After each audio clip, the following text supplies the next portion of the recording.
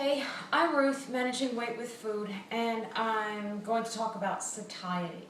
Satiety is kind of an awkward word.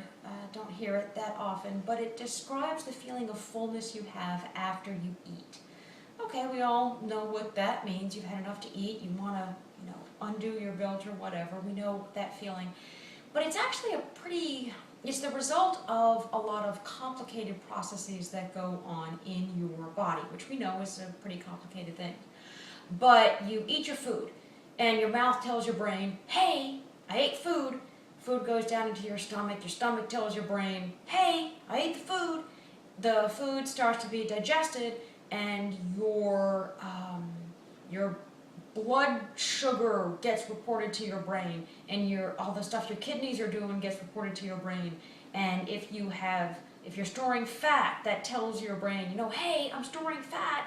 Finally, after all of these things get together in your brain, the thing that makes you so smart, your brain finally decides, oh, okay, I'm full, time to stop eating. Everything I've read says that this process is triggered between 15 and 20 minutes after someone starts eating. Okay, I must be special because it's more like 2 hours with my brain. 15 to 20 minutes is nothing. I'm ready to keep going. So I have to do a lot of different things to fill that gap between this supposed 15 to 20 minutes and the 2 hours when, actually I do feel full from the appropriate amount of food that I have eaten. Lots of different tricks I'd use, and I'd recommend just doing some research on this to figure out what is going to work for you.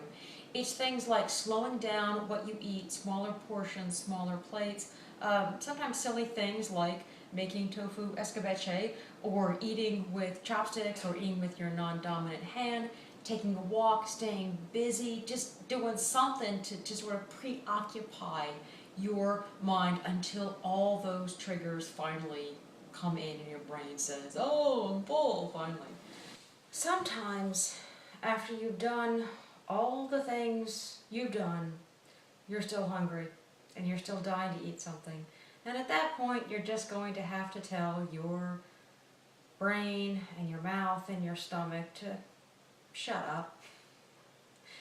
You'll need to recognize that you live in the most prosperous country in the most prosperous time ever. You're not going to die of starvation. You don't have to cross the Gobi Desert. You don't have to walk 3 miles to get your water. You don't have to plow 40 acres to get your food. You're going to be okay. Just deal.